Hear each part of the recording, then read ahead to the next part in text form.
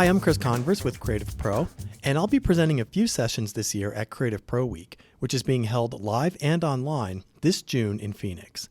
And so one of the apps that I'll be covering is the new Substance 3D Viewer and how this new application connects seamlessly with Photoshop. And so here's a sneak peek of what I have in store for you this June. So I'll start by opening up an advertisement that I have designed in Photoshop. And what we have now with the Substance 3D Viewer is the ability to bring in 3D models into Photoshop.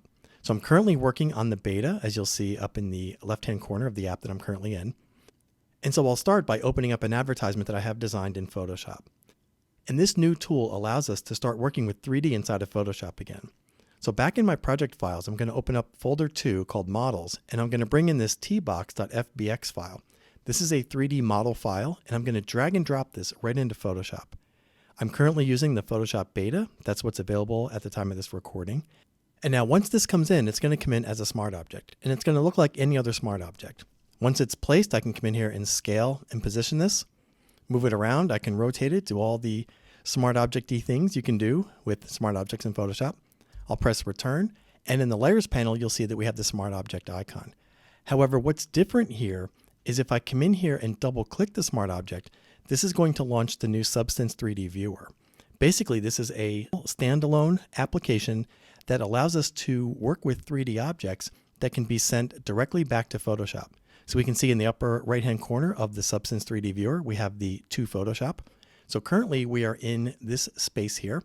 Now you can use this app by itself, or you can use it to modify things in Photoshop. Since I launched it from Photoshop, we can see a composite of all of the layers underneath this 3D object. So the 3D object is right here. I can click this and move it around just like I did in Photoshop. And now down here on the left, you can tell the application if you have a 3-button mouse, 2-button mouse, or a trackpad. And what this will do is just give you a little indication of the shortcuts and the mouse buttons.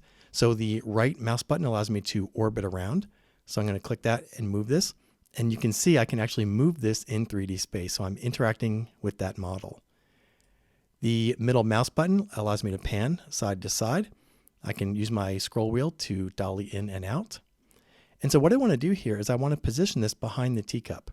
So I'm going to click on the right mouse button, move this. I'll click and drag with the left button to kind of move this into place. I can scale this down.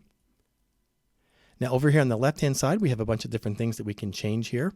So for example, if I come down to my environment, I can change the lighting.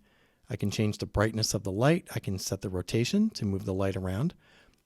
I'm taking cues from the other elements in the page to see where the light's coming from. So it's actually coming from the back left-hand side of the screen. So we can move this, I'm sorry, the front left. So we can position this about right there. That looks pretty good so far. But before I continue, what I want to do is apply a material to this. So back in my files, I'll open up the materials folder, and I have a box design that's been flattened out. We did this in Illustrator and Photoshop. And so this can actually be mapped to my shape. So let's come in here. Let's go over to the appearance. So click on the color, click on the T-box. With it selected, we can see the box label. If I target this open, we can see all the properties. If you've ever used Stager or 3D Designer or any of the Substance tools, this looks very familiar. Let's come up here to base color. I'll click on the swatch, click on image, and then I'll come over here, grab the Sassy Spice PNG file, and just drag and drop this right in. You can see that this will now map exactly to that 3D object. So we'll close this up, right click, I can move this around, position this, scale this to be about the size that I need. Let's come back to the environment. Maybe I'll move the lighting around a little bit. Something like that. Position this, and then when I'm done, what I'm going to do is come up here and click to Photoshop. Now this is going to take that 3D model, lock it into that current state inside that smart object, then back inside of Photoshop, I can see the artwork showing up here as a regular layer.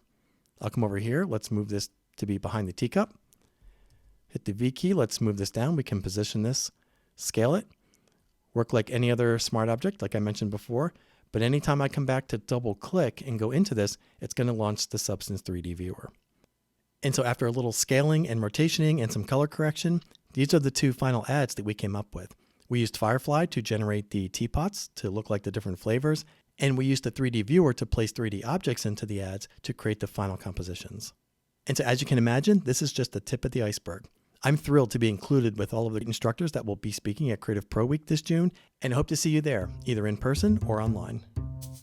Well, I hope you enjoyed this video. If you did, be sure to give it a like and subscribe to our channel.